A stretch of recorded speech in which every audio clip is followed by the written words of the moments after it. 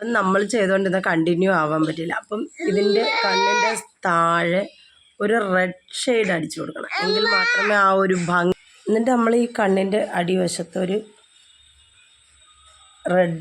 ഒരു light red കൊടുക്കണം. അപ്പോൾ കണ്ണിന്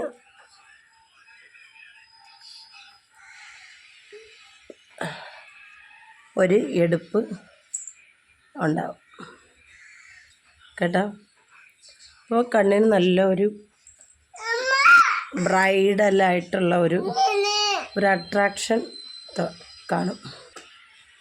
നമ്മുടെ ഈ മൂക്കിൻ്റെ 2 സൈഡ് ഷേപ്പ് അറിയാൻ വേണ്ടി ഒരു ബ്രൗൺ കളർ അപ്ലൈ ചെയ്ത് കൊടുക്കുക. അത് കഴിഞ്ഞിട്ട് ഗോൾഡൻ കളർ, അതാണ്ട് മൂക്കിപ്പോൾ തിളങ്ങുന്നുണ്ട് ഓൾറെഡി. ഇങ്ങനെ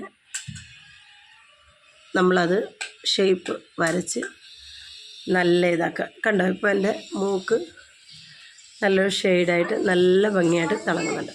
എന്നിട്ട് അതൊന്നും പോരാഞ്ഞിട്ട് നമ്മുടെ ഈ പുരുവത്തിൻ്റെ മുകൾ സൈഡ് നമ്മുടെ ആ ഷെയ്ഡ് അറിയണ്ടേ, അതിന് വേണ്ടി ഒന്ന് ഇച്ചിരി നല്ല ഡാർക്ക് ബ്രൗണിൽ ഒരിത് അടിച്ചു കൊടുക്കുക.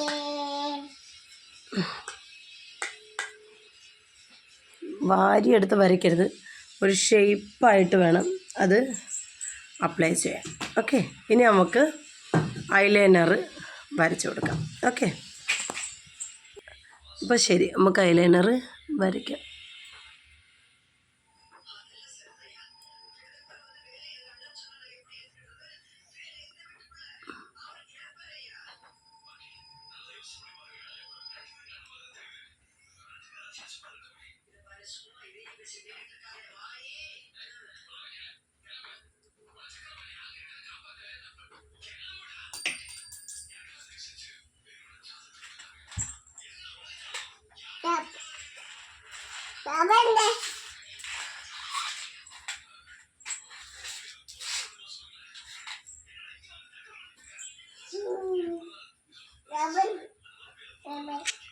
ഓക്കെ,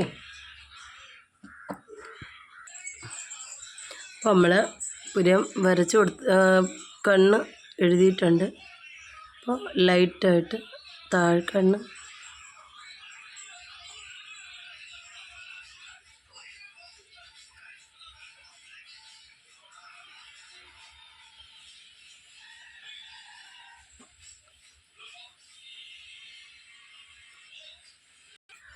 അപ്പോൾ നമ്മൾ 2 കണ്ണും എഴുതി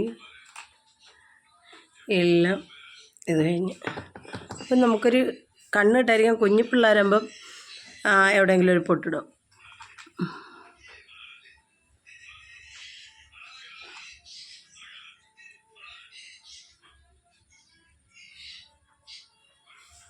അപ്പം ഞാൻ മിക്കപ്പോഴും ഇവിടാണ് മേക്കപ്പ് ഇട്ടിരുന്നപ്പോൾ ഇടാറുള്ളത്.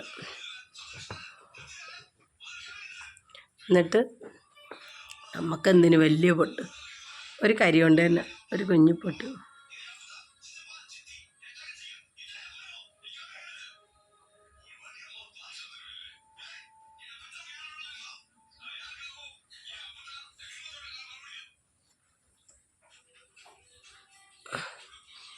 അപ്പോൾ നമ്മൾ മേക്കപ്പൊക്കെ ഇട്ട് കഴിഞ്ഞ്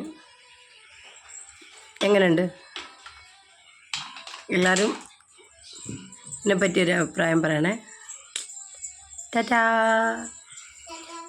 ഇഷ്ടപ്പെട്ടാൽ ലൈക്ക് ചെയ്യുക, ഷെയർ ചെയ്യുക, സപ്പോർട്ട് ചെയ്യുക കേട്ടോ.